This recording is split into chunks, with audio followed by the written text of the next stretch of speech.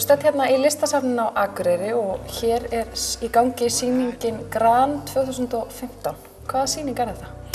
Já, hér hafa 24 listamenn frá öllum Norðurlöndunum settu verk og þetta afrakstur af 2 ára vinnu félag sem var stofnað hérna fyrir rúmum 2 árum og einmitt kallað Gran og samstarfs við Listasafnið. Og við leituðum til allra Norðurlandana til þess að búa til þetta samstarf og löndin hafa valið 4 listamenn hvert og þetta eru þeirra verk sem hingað komin. Verkin sem eru hérna á sýningunni, þau eru mjög ólík. Hvað geturðu sagt mér grafíklist? Hvað nákvæmlega það? Ja, grafík þrykklist, prentlist og í raun og veru jafngömul prentlistinni og hluti af henni, ef svo má segja. Og það sem við vorum að hugsa hér var að efla grafíklist á Norðurlöndunum. Grafíkin hefur verið svolítið legið í láginni, en við finnum fyrir miklu meðbyr núna. Og þetta félag sem var stofnað akkurat á þeim rótum, það eru góðar rætur hér á Akureyri grafíklistar. Og það var akkurat þessi hugmynd, getum við komið einhverju í gang á Norðurlöndunum þar sem að við getum verið partur af og það hefur sannarlega sýnt sig að það hefur gerst. Já, og þið einmitt núna í tengslum við þessa sýningu funduðu með fulltrúum frá Norðurlöndunum. Hvað kom úr þeim fundi? Já, þetta starf Gran byggði upp á því að leita að samstarfsaðilum í öllum löndunum. Og þessi samstarfsaðilar fundust og mjög áhugasamir, sendu sína fulltrúa hér 24. helgina og við sátum slímusetur og fundum og úr þessu varð einfaldlega bara samstarf eflingu grafíklistar. Önnur svona sýning verður eftir 3 ár hér í safninu og fer öll Norðurlönd, þannig að það komin á grafískur þríennall og það verður búin til nefnd fulltrúa í öllum löndunum sem mun sitja á rökstólum og finna aðferðir til að vinna saman og til eflingar grafíklistar á allan mögulegan og ómögulegan hátt. Já, og hvernig eflir maður eina listgrein fram yfir aðra? Þú talar að grafíklist hafi verið í einhverjum dvala.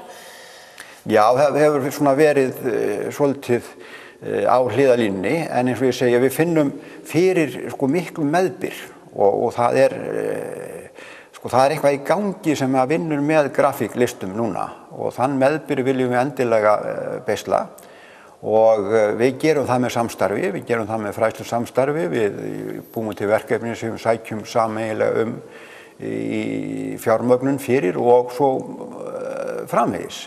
En samstarfi verður þannig og það var svo góður mórall á þessu fundi sem við sátum að samstarfi verður þannig að við ætlum öll að koma með eitthvað á borðinu og deila því svo. Þannig að við munum í samstarfinu finna það hvað það sem okkur vantar og langar til að gera.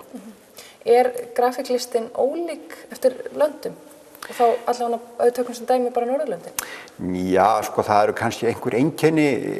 Grafíklistin oft félagsleg, tekur á samfélaginu. En samt sem áður bara grafíklistin aðferð. Og aðferð bara það sem listamaðurinn nota til að tjá sig. Þannig að í dag eru grafíklistamenn að gera sumir innsetningar og annað slíkt.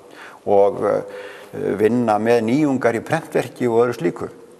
Þannig það allavega mikið að gerast eins og En grafísk hönnun, tengist hún þessu einhvern veginn? Þetta tengist allt, þetta allt einhvern veginn, en grafísk hönnun það er auglýsingar, það eru fyrirtæki, það eru svoleiðis lagað. Þetta eru listamennirnir sem að nota sinn miðilinn. Það eins og með vídeó og þú hefur þú býr til kvikmyndir og býr auglýsingar, myndbönd og annað slíkt, svo eru listamennir að búa til eitthvað annað í vídeónu því að það bara miðillinn.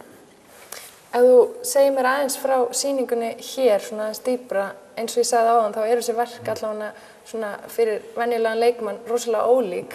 Samt einhver samhljómur, finnst þér? Ég veit það ekki, mér finnst það ekki. Mér finnst grafíklistamenn eins og aðrir listamenn að þeir koma með sitt listræna innsæi og leysa það í efninu og aðferðinni. Það eru hins vegar margar aðferðir Og það gerir grafík svolítið svona skemmtilega að það eru margar tækni aðferðir innan grafíkurinnar sem búa til mismunandi áferð og þarna hvernig myndin verður í prentinu. Og það kannski svolítið það sem spennandi fyrir ungt fólk í dag. Tölvan svona að verða hversdagsleg og fólk vil fara að standa kannski upp og sko fá blek á puttana sko.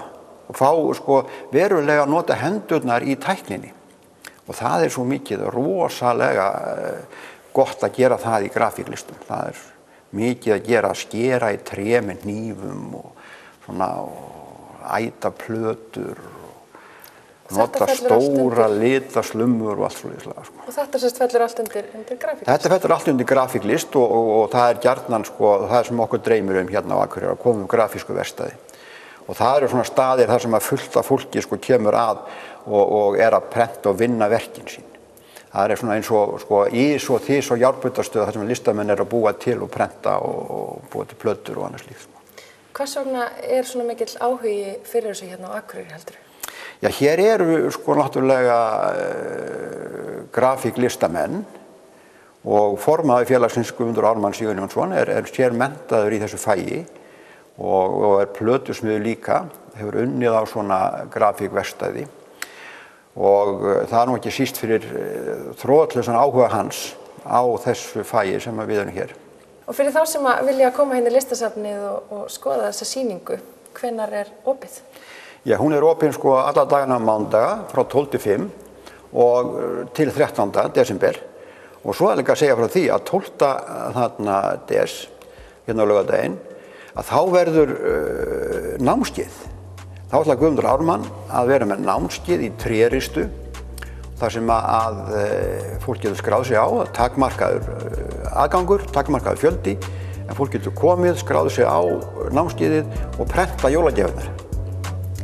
Já. 2 tréristur á mann og þessi snillingur mun leiðbeina fólki það hvernig á að gera þetta.